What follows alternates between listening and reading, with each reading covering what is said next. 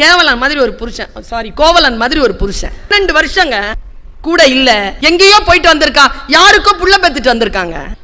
எல்லாரும் சொல்லுவாங்க அவ போய் தேராமன்னா செப்புவது உடையேன்னு அவ சூப்பரா பேசினா. அதனால புற வாழ்க்கையில் கண்ணகி ஜெயித்தது வேறு, கண்ணகி மாதிரி அக வாழ்க்கையில ஜெயிச்சவ வேற கிடையாது. 24 வயசுல உட்கார்ந்து இருக்காங்க அந்த பிள்ளை.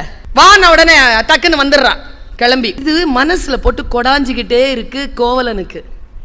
12 வருஷம் கழிச்சு வந்தோம்.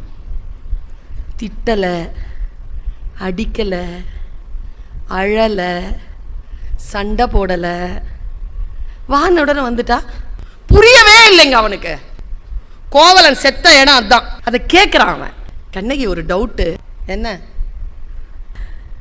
எழு என்றதும் எழுந்தனை கண்ணகி என் செய்தனை கேட்டட எங்க அம்மா சொன்னா. அதான் கண்ணகி. ஒட்டு மொத்தமா வாணியம்பாடியில் இருக்கக்கூடிய எல்லா ஒட்டுமொத்தமான செருப்பையும் ஒன்னா சேர்த்து ஒத்த செருப்பா மாத்தி ஓங்கி அடிச்சா எப்படி இருக்கும்? அப்படி ஒரு பதிலுங்க. போற்றா ஒழுக்கம் புரிந்தீர் யாவதும் மாற்றம் ஏதும் நிகழ்த்த முடியா வாழ்க்கையினன் ஆதலின் எழு என்றதும் எழுந்தனன். மாத்த முடிஞ்சுதான் என் வாழ்க்கைய? கேடு கெட்ட வாழ்க்கைய நீ வாழ்ந்துட்ட, உன் வாழ்க்கை என்னால மாத்த முடிஞ்சுதா?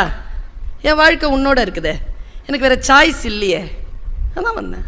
இது சொன்னா பாருங்க, அங்க விதிர்விதிர்த்து போனதுதான் அவன் விதி. கோவலனை கொன்றது கோவலனின் தீ ஒழுக்கம் கிடையாது, கண்ணகியின் நேர்மை.